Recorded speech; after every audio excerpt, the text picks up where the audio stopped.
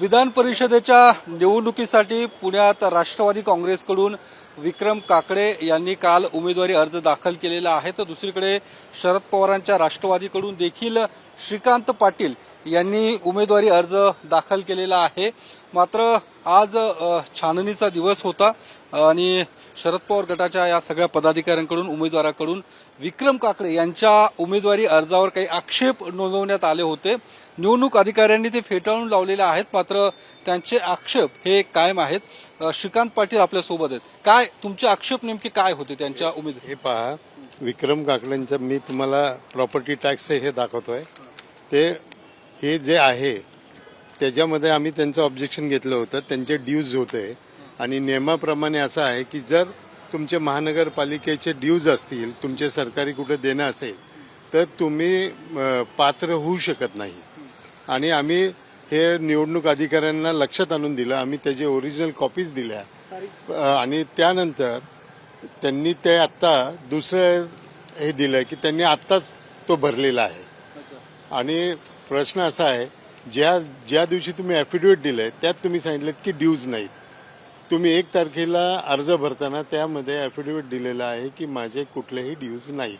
अच्छा, म्हणजे तुमचा आक्षेप काय मालमत्ता कर भरला नाहीये असं तुमचं मत आहे? ती मालमत्ता लपवलेली आहे हो, तुमचं म्हणणं आहे का? हो, नाही, त्यांनी ती भरलेली नाही आणि ते विसरले असेल किंवा काय असेल, लपवायचा प्रश्न नाही, तर त्यांनी भरली नाही ते आणि ती भरली नाही म्हणून आमचं ऑब्जेक्शन आलं आणि त्याचं उत्तर आता आम्हाला यांनी सांगितलं, त्यांनी लेखी आम्हाला उत्तर दिलं आहे की महानगरपालिकेचा कर थकीत असणे हा लोकप्रतिनिधित्व अधिनियम 1951च्या कलम 36(2) अन्वये नामनिर्देशिका पत्र नाकारण्याचा वैध आधार नाही।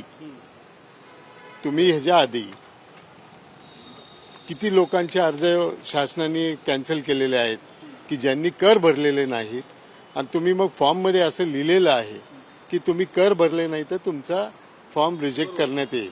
पण तुम्ही हा जो आक्षेप नोंदवला, पण त्यांचं तर काय म्हणतात की 4 वर्षापूर्वीची ती ही मिळकत होती असं त्यांचं म्हणणं आहे आणि 4 वर्षापूर्वी ती विकली असं देखील जरी विकलेली असेल तरी आजच्या तारखेला ती विक्रम संजय काकडे यांच्या नावाने 39,925 रुपयाची थकबाकी आहे। पुणे महानगरपालिकेची थकबाकी आहे आणि त्याची तारीख आहे, आजची तारीख आहे, म्हणजे आज 2 तारीख आहे, 2 तारखेचा हा उतारा आहे थकबाकीचा। त्याच्यामुळं थकबाकी असेल तर तो उमेदवार पात्र होऊ शकत नाही। आणि जरी आक्षेप घेतले पण त्यांचा अर्ज आता जी माहिती मिळते वैध ठरवण्यात आलेला आहे, ते आक्षेप तुमचे फेटाळण्यात आलेले आहे, जे काही तुम्ही आक्षेप नोंदवले। आता तुमची नेमकी पुढची भूमिका काय? आता आमची भूमिका, आम्ही कोर्टामध्ये चाललो आहोत आणि आम्ही कोर्टामध्ये ते दाखल करतो हायकोर्टामध्ये आणि आमचं 1-2 तासामध्ये हायकोर्टात दाखल होत आहे। काय आता कोर्टात तुम्ही पुढची धाव घेताय? येस, आम्ही कोर्टात धाव घेणार, कारण आम्ही रितसर अर्ज केला होता। जसं उमेदवारांनी सांगितलं, 1 तारखेला फॉर्म भरल्यानंतर त्यांनी नो ड्यूज हे सांगितले नव्हते आणि त्यांनी ते क्लिअर केलं होतं, त्यांनी मेन्शन केलं नव्हतं। आता त्यांनी सांगतायत की हे 3 वर्षापूर्वी आम्ही प्रॉपर्टी विकली आणि जे आम्हाला तुम्ही दिसतंय, आम्हाला जे वरती ऑफिसर्सनी दिलंय त्याच्यामध्ये त्यांनी फक्त आम्हाला कळवलेलं आहे, त्याचे डॉक्युमेंट्स त्यांनी आम्हाला दाखवलेले नाही आहेत। त्याच्यामुळे आम्हाला पूर्ण या प्रक्रियेवरती शंका या ठिकाणी उपस्थित होते, पण आम्ही लोकशाहीच्या मार्गाने जाणार। आम्ही निश्चित हायकोर्टात याच्या विरोधात आवाज उठवणार आणि या संदर्भातल्या ज्या सुप्रीम कोर्टाच्या काही ऑर्डर आहेत त्या ऑर्डरचाही आम्ही अभ्यास केलेला आहे आणि या ऑर्डरच्या बेसिसवर हायकोर्टात निश्चित आम्हाला न्याय मिळेल अशी आम्हाला अपेक्षा आहे। कलम 32नी आणि 226नी हा उमेदवारी अर्ज बाद होणार आहे, 100% बाद। आता वैध ठरवलं ना त्यांनी? नाही, जरी ठरवला तरी कोर्टाकडून हा उमेदवारी अर्ज बाद ठरवला। कोर्टात कधी आजच जात आहे? आजच आम्ही कोर्टात जाणार आहे आणि वकील देखील सोबत आहेत, काय त्यांचं म्हणणं आहे? नियमाप्रमाणे जी कायदेशीर प्रक्रिया पार पडायला हवी होती ती कोणतीच प्रक्रिया पार पडलेली नाहीये। आपण तिथं हरकत अर्ज घेताना त्यासोबत माननीय सुप्रीम कोर्टाच्या आणि उच्च न्यायालयाच्या काही केस लॉज दाखल केल्या होत्या, ज्यातील नियमानुसार जर एखादा उमेदवार पात्र ठरवायचा असेल किंवा अपात्र ठरवायचं असेल तर त्याचे काही रूल्स अँड रेग्युलेशन्स नुसार आतापर्यंत झालेल्या केस लॉजचा रेफरन्स दिलेला होता। त्या ज्या केस लॉज आहेत त्याचा कुठेही त्यांनी उल्लेख घेतलेला नाहीये। केवळ अर्ज त्याच्यावरती दाखवलेलं जे लाईट बिल आहे, सॉरी प्रॉपर्टी टॅक्स रिसिट आहे, तेवढीच पकडून त्यांनी त्याच्यावर तुमचा निवडणूक अधिकाऱ्यांवरती देखील आक्षेप आहे का तुमचा? आहे 100%. आणि आणखी एक विषय आहे, इथं त्यांनी फक्त दिनांक टिंब रोजी आम्ही दस्त केलेला आहे असं फक्त तोंडी उल्लेख केलेला आहे. ह्याच्यामध्ये कुठेही असं त्यांनी कागदोपत्री पुरावे दिलेले नाहीत की ही मिळकत आम्ही कुठे विकलेली आहे किंवा काय केलेलं आहे. 4 वर्षापूर्वी मिळकत जरी विकलेली असेल तरी आजच्या ह्याच्यात विक्रम संजय काकडे यांचंच नाव आहे. निश्चित. त्याच्यामुळं आपण हा सगळा जो काही आक्षेप आहे तो शरद पवार गटाच्या या सगळ्या पदाधिकाऱ्यांचा आहे, उमेदवारांचा आहे. आणि आपण जसं म्हटलंय की यांचा आक्षेप मात्र निवडणूक अधिकाऱ्यांनी फेटाळून लावलेला आहे. आणि विक्रम काकडे जे राष्ट्रवादी काँग्रेसचे उमेदवार आहेत त्यांचा अर्ज हा वैध ठरवण्यात आलेला आहे. त्यामुळे विक्रम काकडे हे आता राष्ट्रवादी काँग्रेसचे अधिकृत उमेदवार या निवडणुकीसाठी असणार आहेत. तर दुसरीकडे महाविकास आघाडी आणि शरद पवार गटाचे जे उमेदवार आहेत ते श्रीकांत पाटील असणार आहेत. त्यामुळे यांचे जे काही आक्षेप होते ते फेटाळले जरी असले तरी आता या सगळ्या शरद पवार गटाच्या पदाधिकाऱ्यांचं म्हणणं आहे की आम्ही तात्काळ लगेचच कोर्टात धाव घेणार आहोत आणि कोर्टाकडून या सगळ्या प्रक्रियेसंदर्भात या आक्षेपासंदर्भात आम्ही न्याय मागणार असं या सगळ्या शरद पवार गटाच्या उमेदवारांचं पदाधिकाऱ्यांचं म्हणणं आहे. मात्र आत्ताची जी काही माहिती आहे ती अर्थात विक्रम काकडे यांचा अर्ज वैध ठरवण्यात आलेला आहे. काल आपण जर बघितलं तर दिवसभर विक्रम काकडे यांच्या उमेदवारीवरून राष्ट्रवादी काँग्रेसमध्ये नाराजी पाहायला मिळाली होती.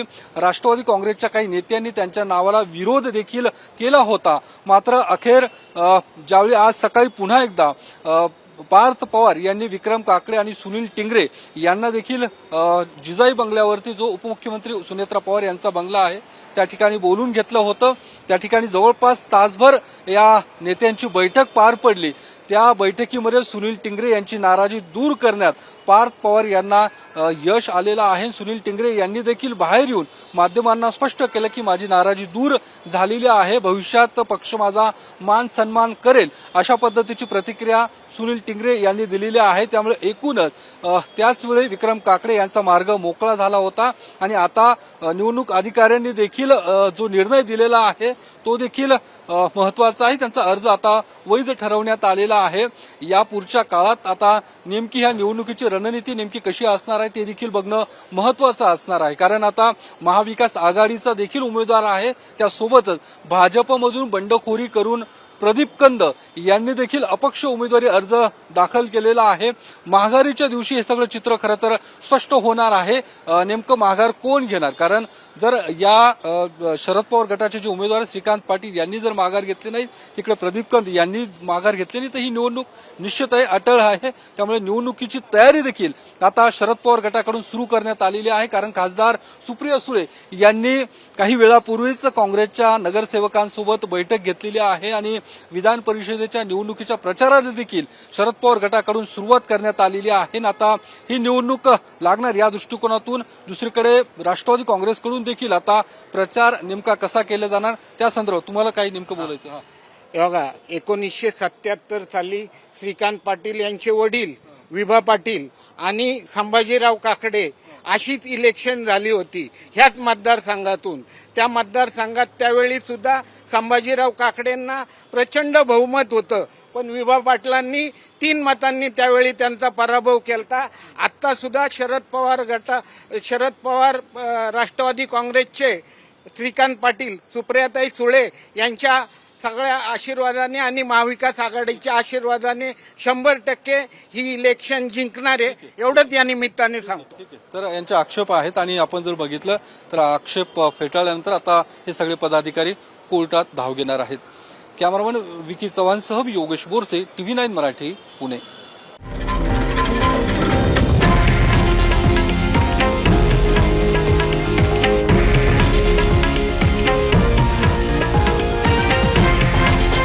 हे आहे देशातील नंबर 1 न्यूज नेटवर्क आणि आपण पाहत आहात TV9 मराठी, एकमेव.